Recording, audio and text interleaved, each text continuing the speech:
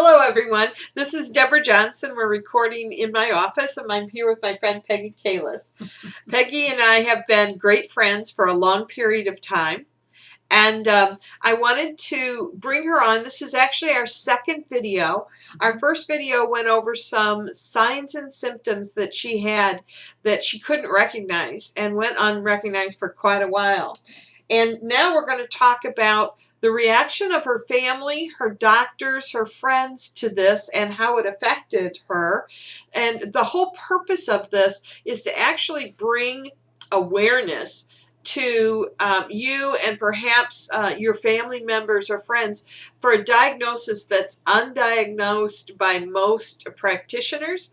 And if people only knew what was causing the issue, they'd be able to get more direct care and be able to choose their care more appropriately.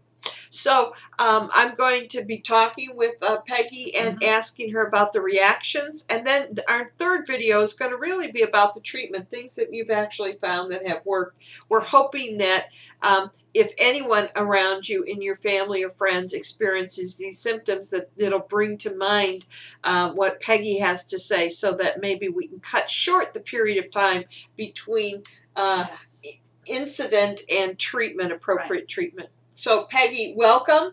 Thank you. Peggy's a chiropractor, and she had an auto accident immediately after graduating from chiropractic school.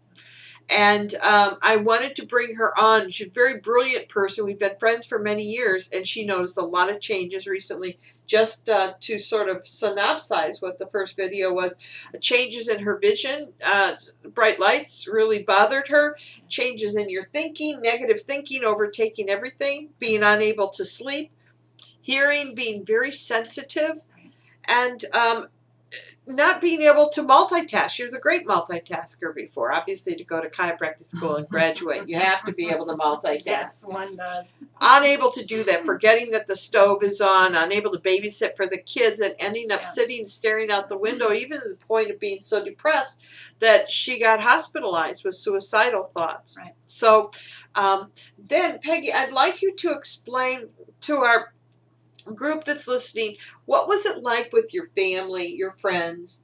Tell me a little bit about their reaction to you, so that maybe they can see what might be more helpful to support people along the way. What kind of reactions did they have to all these changes that were going on with you? All right.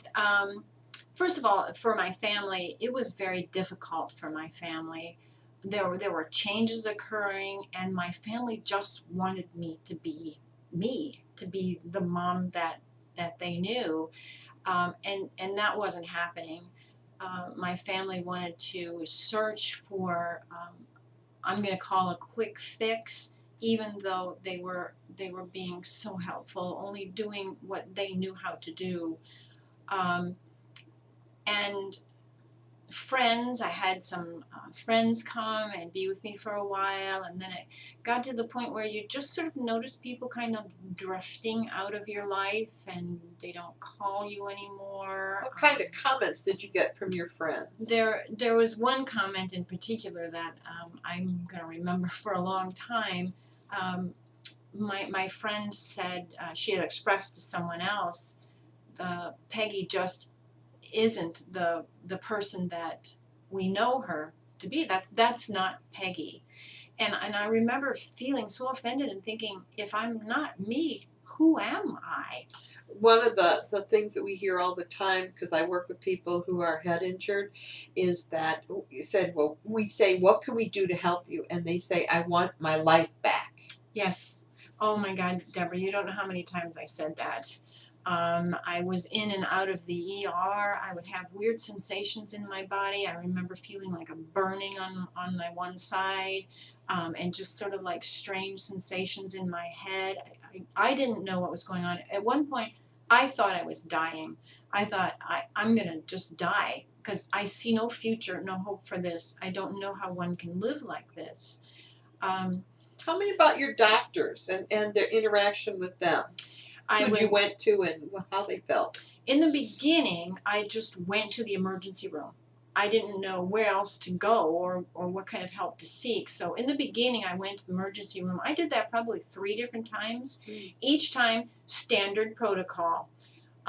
Check the heart, make sure the heart's okay.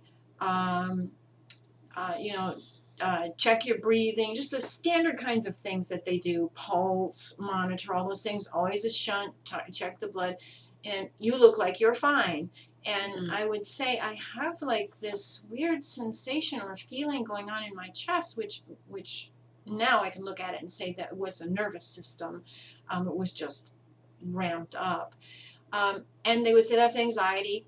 We're going to give you a prescription for Dimetapp. Go home and take some Dimetapp and you'll be just fine. You need to do some breathing exercises. You know, it was always people saying to me, you need to do this or you need to do that. Remember, she's talking to the people that we rely upon in an emergency to help treat us. And they're pigeonhole her into it's anxiety. She has some type of psychiatric problem. Yep. There's nothing we can do about it.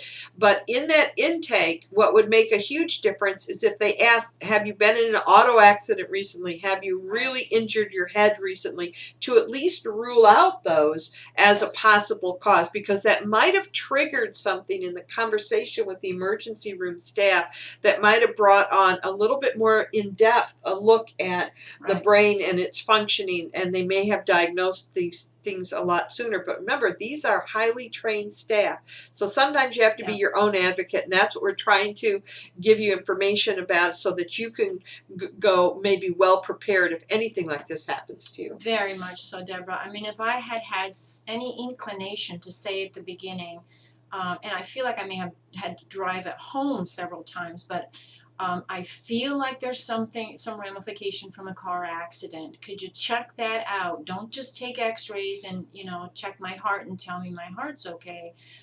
It got to the point where they gave me the diagnosis, and when you get a diagnosis, that's your diagnosis of major depressive disorder. I was in a huge depression because I had suicidal thoughts. Therefore, she must be in depression. Let's send her over to the psych unit.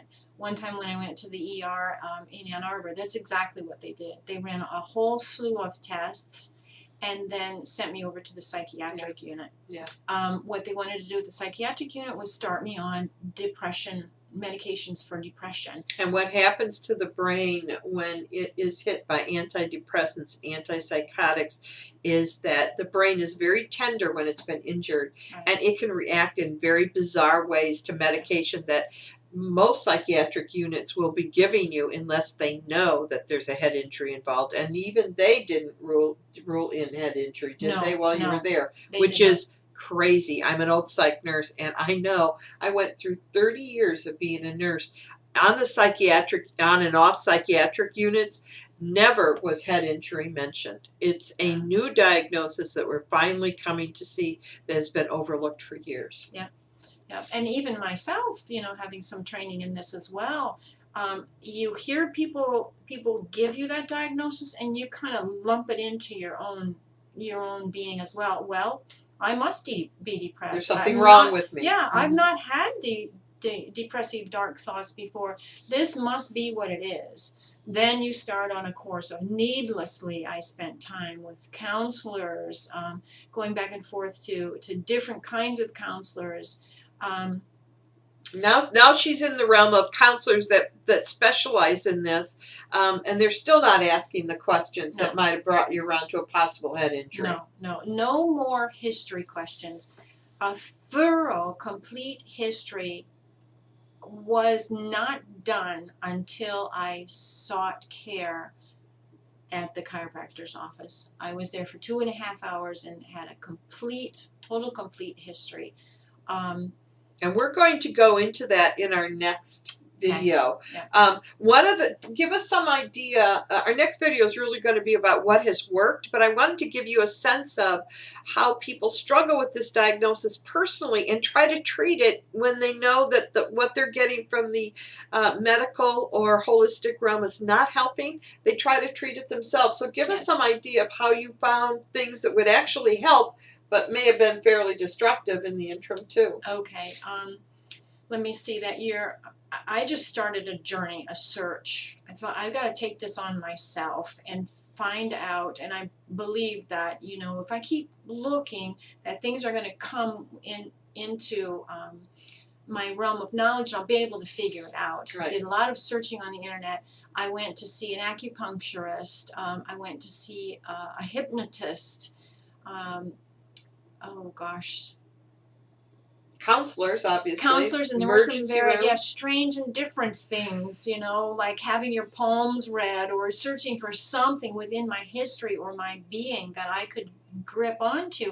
Did I have a history of this? People ask me, you have a history of depression in your family. Like, not that I know of. Have you ever had this before? Surely you must have been depressed before. I'm like, I've never had this before. You've had I've never had sleep issues before. The pieces were not fitting together with the questions that they were asking me. And no one along that journey stepped outside of that regular realm. Because you had a diagnosis. And see, because I had a diagnosis, so that's what we were following. So give me some idea of things that you might have used to dull the feeling of being anxious or out of control. Yeah, what kind of things did you use around you? I had mentioned before everything that I could get my hands on at the natural store.